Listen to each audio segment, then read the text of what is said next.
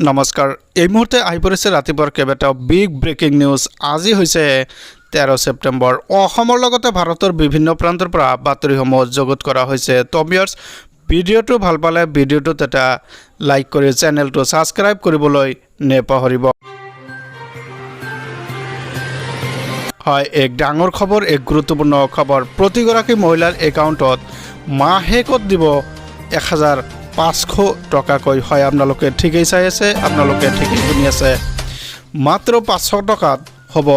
ৰন্ধন গেছৰ মূল্য হয় ৰন্ধন গেছৰ মূল্য মাত্ৰ 500 টকা হ'ব আৰু ইয়াৰ লগতে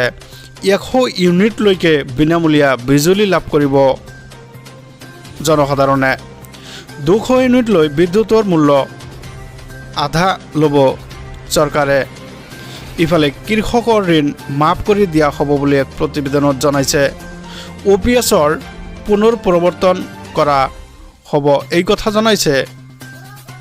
কৃষকৰ বাবে 5 হৰ্চ পাৱাৰ বিনামূলীয়াকৈ বিজুলী যোগান ধৰিব জনসাধাৰণক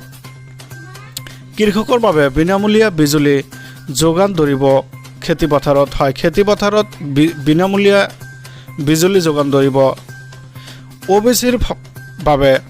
27% সংৰক্ষণ ৰাখিব চিট ইফালে 12 ঘণ্টাৰ বাবে খেতিপথাৰত সুনিশ্চিত কৰা হ'ব জলসিঞ্চনৰ বিজুলী জাতিগত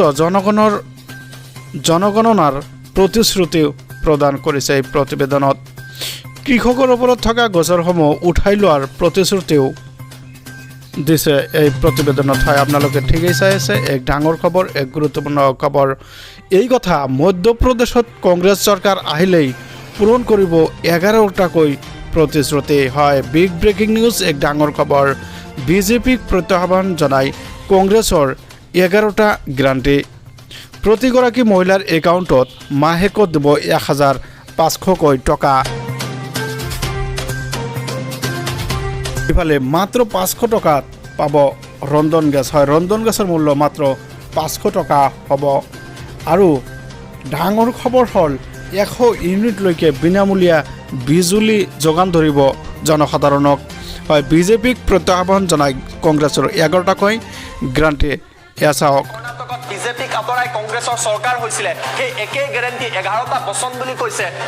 কমলনাথকে 11 বচন বুলি তেওঁলোকে কৈছে আৰু তাত এই 11টা কথা উল্লেখ কৰা হৈছে 500 টকাত ৰন্ধন গেছ 200 ইউনিট পৰ্যন্ত বিদ্যুতৰ বিল আধা 100 ইউনিট বিনামূলীয়া বিদ্যুৎ কৃষকৰ ঋণ মাফ OPS অল্ড পেনশন স্কিম যাক লৈ দেশজুৰি আন্দোলন চলি আছে চৰকাৰী কৰ্মচাৰীৰ মাজত এই OPS পুনৰবাৰ প্ৰৱৰ্তন কৰিব বুলি কংগ্ৰেছে কৈছে হিমাচল প্ৰদেশতো সেই প্ৰতিশ্ৰুতি দিছিলে হিমাচলতো চৰকাৰ আহিলে আৰু হিমাচলত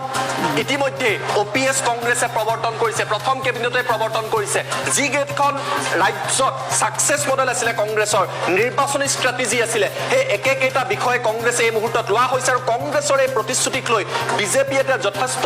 সমস্যাত পৰিছে মধ্যপ্ৰদেশত কিয়নো 11টাকৈ প্ৰতিশ্ৰুতি দিছে কৃষকৰ ওপৰত যিবিলাক গোচৰ আছিল এইবিলাক উঠুৱাই ল'ব বুলি উল্লেখ কৰিছে আমি পুনৰবাৰ কৈছো কংগ্ৰেছে এইবাৰ 5টা নহয় কৰ্ণাটকত 5 গ্যাৰাণ্টি দিছিলে এইবাৰ কংগ্ৰেছে বিজেপিক প্ৰত্যাহ্বান জনাই 11 গ্যাৰাণ্টি দিছে প্ৰথম গ্যাৰাণ্টি প্ৰতিগৰাকী মহিলাক প্ৰতি মাহে 1500 টকা দ্বিতীয় গ্যাৰাণ্টি মাত্ৰ 500 টকাত ৰন্ধন গেছ সকলোকে যোগান ধৰিব বুলি কংগ্ৰেছে কৈছে তৃতীয় গ্যাৰাণ্টি 100 ইউনিট ইলেক্ট্ৰিচিটি 100 ইউনিট বিদ্যুৎ বিনামূলীয়াকৈ দিব তাৰ লগতে 200 ইউনিটলৈকে বিদ্যুতৰ মূল্য আধা কৰিব বুলি উল্লেখ কৰা হৈছে